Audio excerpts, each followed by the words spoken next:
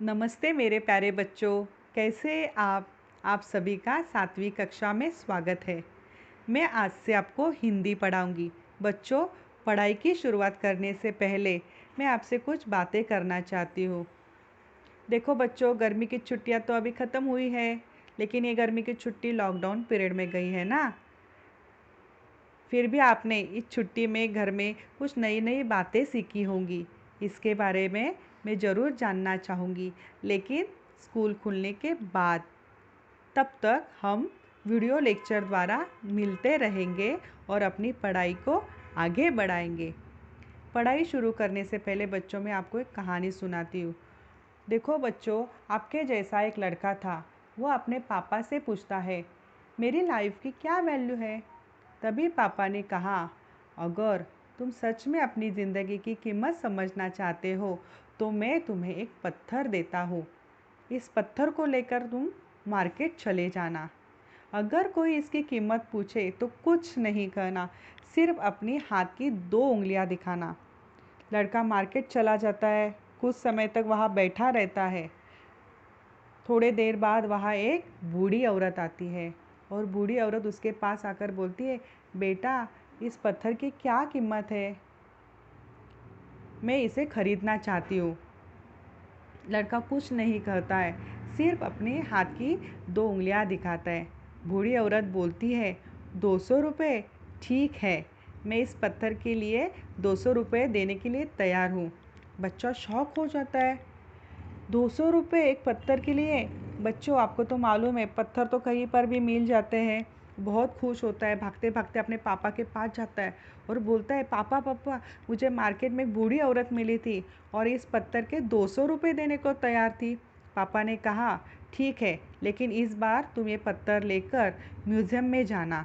अगर कोई इसकी कीमत पूछे, कुछ नहीं करना, सिर्फ अपने हाथ की 2 उंगलियां दिखाना। लड़का म्यूज़ियम में जाता है। वहाँ पर एक आदमी की नज़र उसके हाथ में रखे पत्थर पर पड़ती है। तभी उसने उस पत्थर की कीमत पूछी। वह बच्चा एकदम चुप रह गया, कुछ नहीं बोला, सिर्फ अपने हाथ की 2 उंगलियां दिखाई। वह आदमी बोला, 20,000 रुपये? ठीक है, मैं तुम्हें इस पत्थर के 20,000 रुपये देने को तैयार हूँ। यह पत्थर तुम मुझे दे दो। वह लड़का फिर से चौंक जाता है और जाकर अपने पापा से कहता है, पापा पापा, म्यूज़ियम में मुझे एक आदमी मिला था। वह इस पत्थर के लिए 20,000 रुपये देने को तैयार है। तभी उसके पापा ने कहा, अब मैं तुम्हें आखिरी जगह भेजने जा रहा हूँ। अब तुम्हें जाना है कीमती पत्थरों की दुकान पर, और वहाँ कोई कीमत पूछे तो कुछ नहीं कहना, सिर्फ अपने हाथ की 2 उंगलियां दिखाना। लड़का कीमती पत्थरों की दुकान पर जाता है और देखता है वहाँ एक बूढ़ा आदमी था जो काउंटर के पीछे खड़ा था। जैसे ही बूढ़े आदमी की नज़र उस पत्थर पे पड़ती है, वह एकदम शॉक हो जाता है। वो काउंटर से बाहर निकलता है और वो लड़के के पास आकर बोलता है, हे भगवान, इस पत्थर की तलाश में मैंने अपनी पूरी ज़िंदगी गुजार दी। कहाँ से मिला ये पत्थर? क्या कीमत है? मुझे ये पत्थर चाहिए। इसकी जितनी भी कीमत है मैं देने के लिए तैयार हूँ। लड़का कुछ नहीं बोलता है, सिर्फ अपनी हाथ की 2 उंगलियां दिखाता है। वह बूढ़ा आदमी बोलता है, 2 लाख रुपए?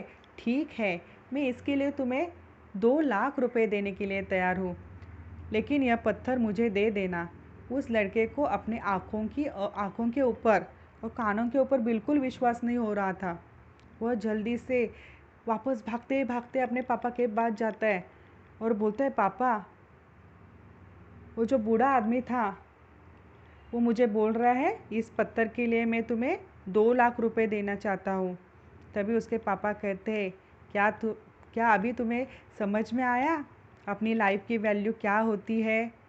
आपकी लाइफ की वैल्यू इस बात पर डिपेंड करती है कि आप अपने आप को कहाँ रखते हैं। ये आपको डिसाइड करना है कि आपको 200 रुपये का पत्थर बनना है कि 2 लाख रुपए का। देखो बच्चों, ज़िंदगी में कई सारे ऐसे लोग होते हैं जो आपसे बहुत प्यार करते हैं, उनके लिए आप सब कुछ होते हैं। लेकिन कुछ लोग ऐसे भी होते हैं जो सिर्फ एक वस्तु के रूप में आपका उपयोग करेंगे, उनके लिए आप कुछ भी नहीं हो। ये आपके ऊपर डिपेंड करता है कि आपकी लाइफ की वैल्यू क्या है।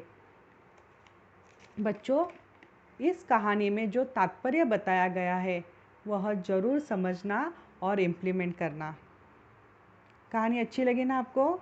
ठीक है, चलो अभी हम थोड़ी पढ़ाई करते हैं। देखो बच्चों, आज हम वर्णमाला करेंगे।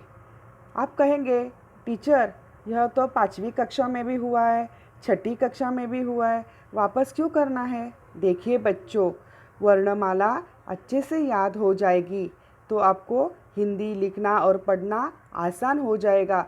कभी भी पढ़ाई में कठिनाइयाँ नहीं आएगी, इसलिए वर्णमाला हमें अच्छे से ही करना है। देखिए बच्चों, वर्णमाला में स्वर और व्यंजन होते हैं, ये आपको तो याद है। अभी देखिए, पहले हम स्वर करेंगे। जिस स्वर के ऊपर मैं अपना पेन रखूँगी उस स्वर को मेरे बाद आपको दोहराना है। चलो बोलिए, अ, आ, ई,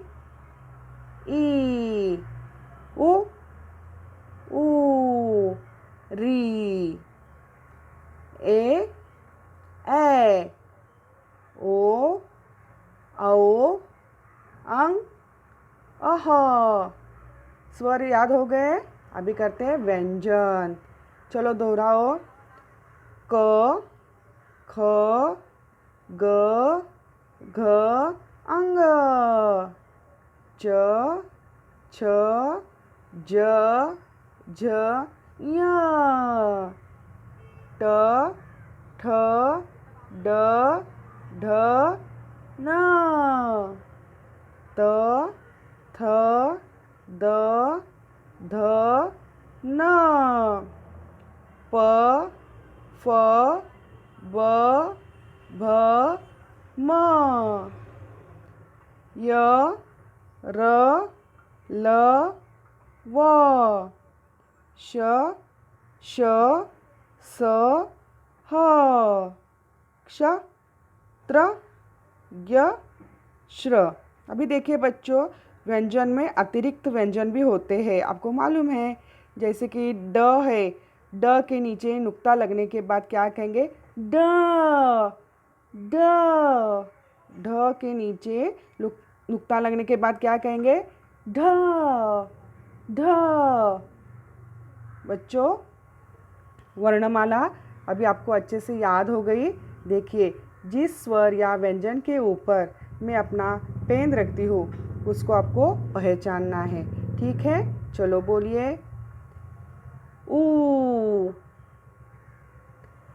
ए, झ, ठ,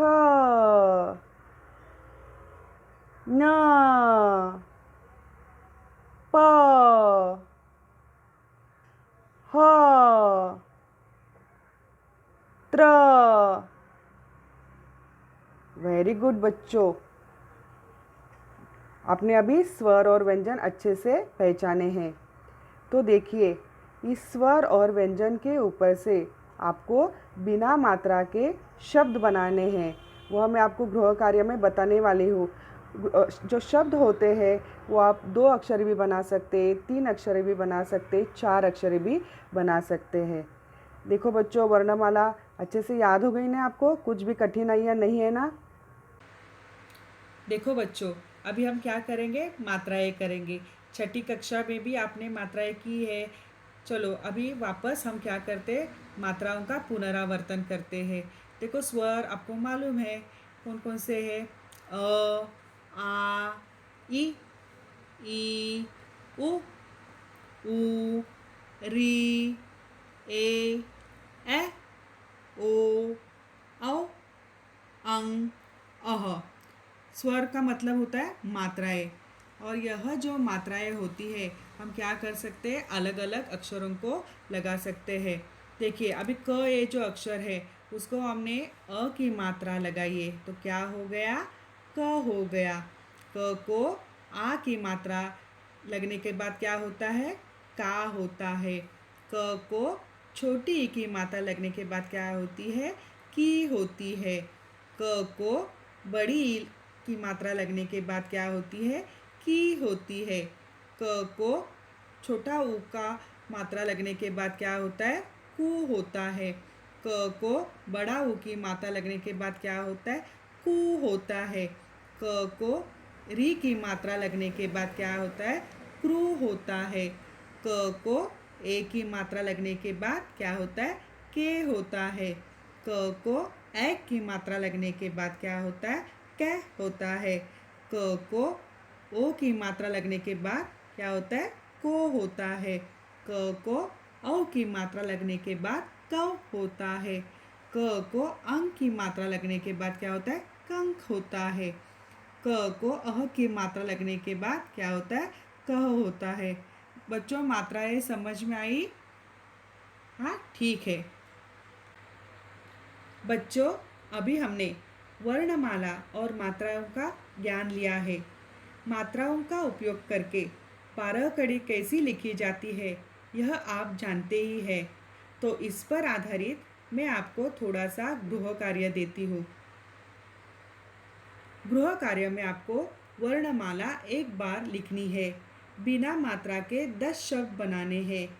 क, त, च, प और स इन अक्षरों की 12 खड़ी लिखनी है। मात्रा वाले शब्द 10 बनाने हैं। बच्चों, गृह कार्य आपको समझ में आया? तो ठीक है, अगली पीरियड में मिलते हैं। तब तक धन्यवाद।